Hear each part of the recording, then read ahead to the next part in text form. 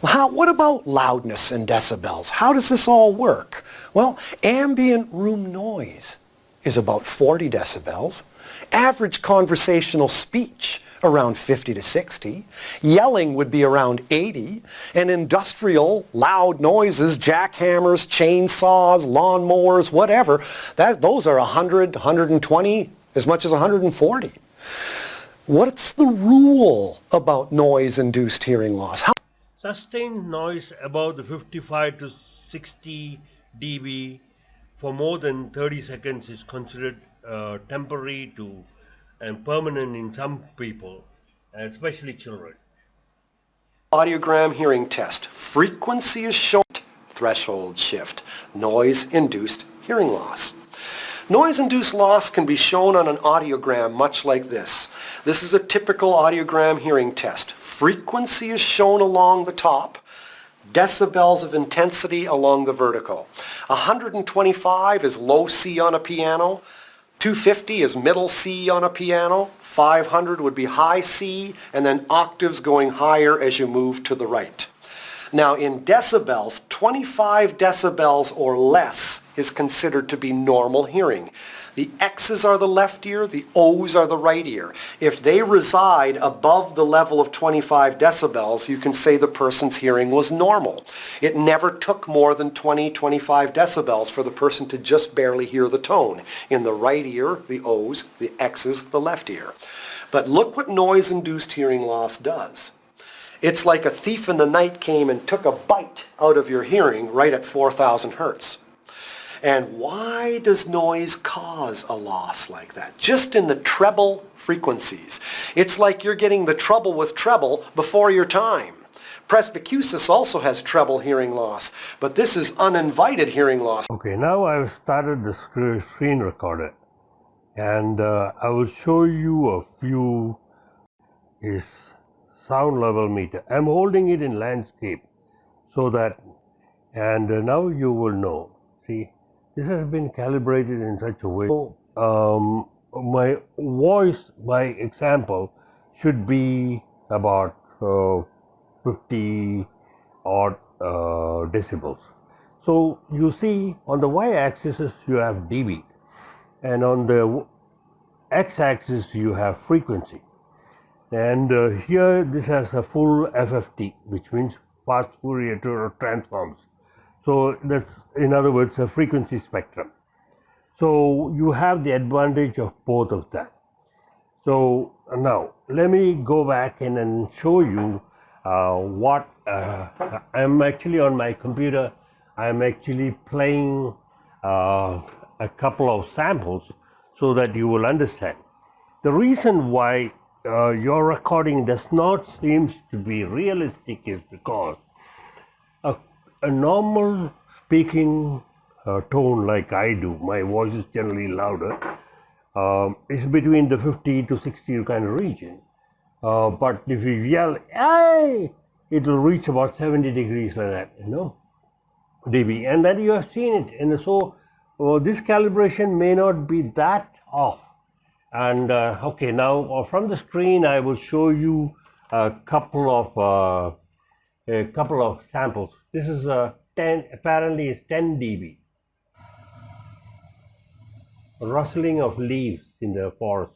Okay, then now here comes 20 dB. Okay, it's whisper.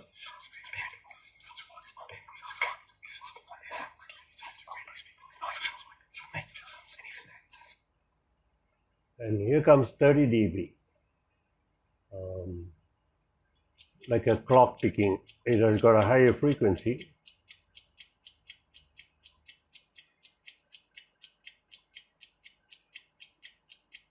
Yeah, on my recording it shows about 20 something.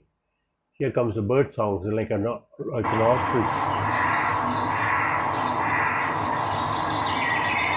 Maybe river flowing. Okay, now here comes, that was bird noise, and here rainfall. 50 dB.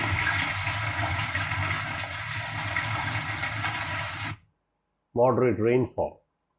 And here comes people talking, 50 to I 60. can't remember the last time that you invited me to your house for a cup of coffee. That was Al Pacino in Godfather's talk. This is loud talk in a pub or somewhere.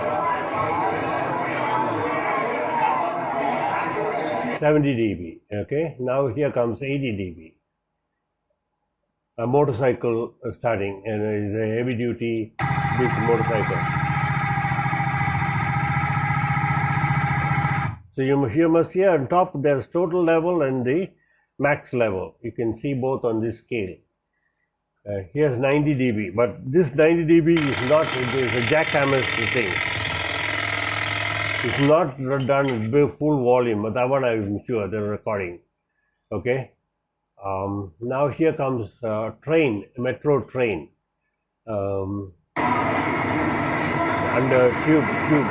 underground tube railway from the platform. Okay, 100 dB. Okay, and next is about live rock band,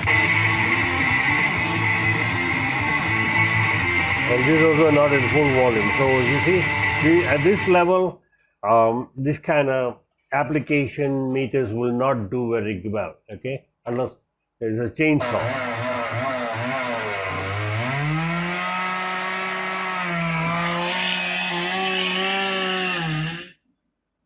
Okay, 130 dB. That you see, that's the inaccuracies here.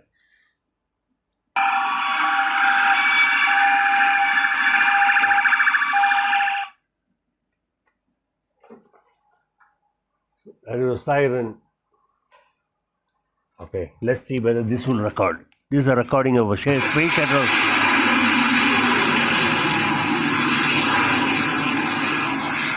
Space shuttle taking out. No, space shuttle, I've heard that real time.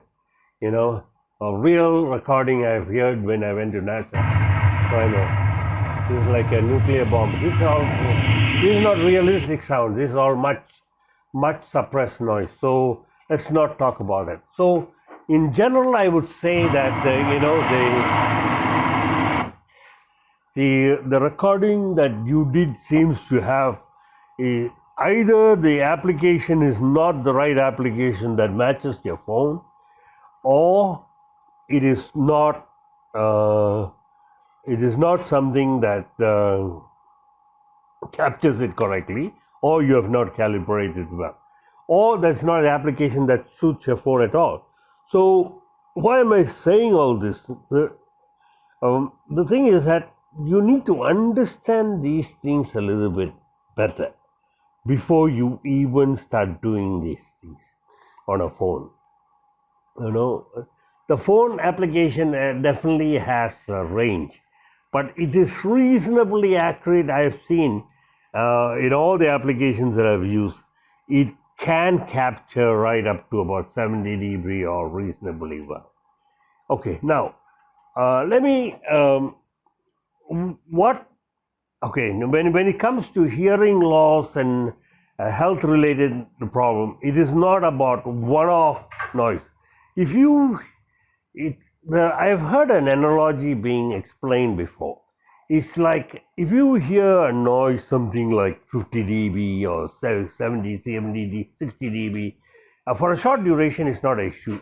In health terms, excessive noise is considered any noise that exceeds about 55 dB for more than 28 seconds. Identify the standard. If you continuously hear that kind of noise, there is temporary or permanent hearing losses. So the longer you hear that noise, it can become permanent.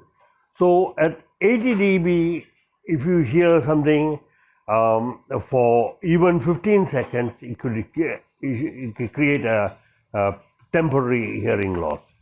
But if you hear 80 dB for a sustained long period of time, it may end up as permanent loss. So that's how you understand this. So you can hear what I speak, and this human voice and my voice frequency seems to be quite right. It should reach about 50 to 60 and that is showing up correctly. So I guess I have explained that well, and see whether you can use this application in this screen recorder. Even if this application is not the most suited, the screen recorder definitely you can use. And you must, when you configure this, set it for landscape capture, and you must start the recording in landscape. So that's the fact of it. Not all applications, not all DB applications are suited for landscape capture. Why? Because if it has got an FFT like this, it is nicer to see it in the spectrum view, So you know where the noise is. And see Srikala has explained it's பயங்கர அரப்பா என்ன பாருங்க. So which means I would say that is in the in terms of noise, in sound, in music and all that we hear, anything that is bass is below the 500 hertz and going down all the way to, most people cannot hear below about 200-300 hertz. Those are bass region. Anything about the 1 kilohertz and above is the high frequency. So she might be hearing that Arapu might be about, that's what the frequency spectrum will show you. And if you had a nice recording from there, and if it's in the 5 kilohertz and above region, 5 to 10 kilohertz region, should be able to see that for clear, whether you capture the spectrum, and I would know that for sure. Okay, when I see the spectrum. You understand that now? I hope so. All right, will do. I will add in a little bit more details of how that is explained in this video and then share it with you.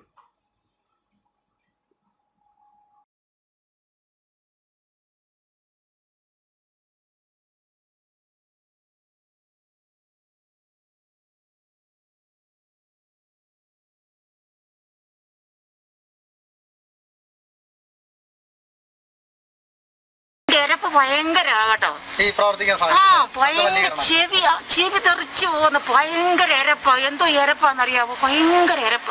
ഈ പ്രവർത്തിക്കുമ്പോ ഇത് നമ്മളെ മിണ്ടാതിരുന്ന ദിവസവും പ്രവർത്തിച്ചോളൂ. നമ്മള് നനങ്ങാതെ ഈ നാട്ടുകാർ കുറച്ചു പേരൊക്കെ ഇത് കുറച്ചൊക്കെ ദിവസമൊക്കെ 1-2 ദിവസമൊക്കെ നിർത്തിയിട്ട് 3-ാം ദിവസമൊക്കെ തുടങ്ങുന്നത്.